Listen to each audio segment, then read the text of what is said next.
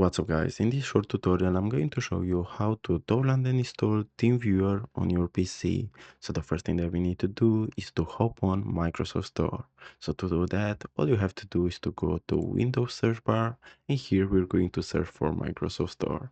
And as you can see, it's right here at best match.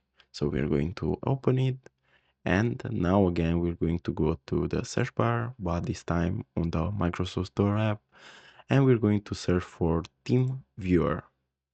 As you can see, it's the first option that has appeared.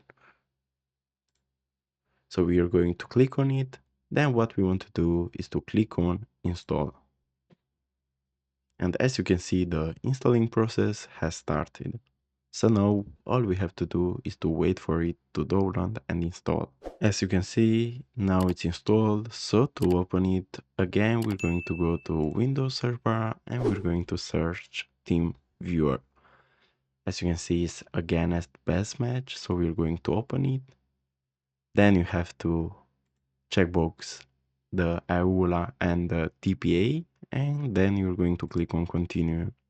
And as you can see, the app is now starting. Then you can set up the app.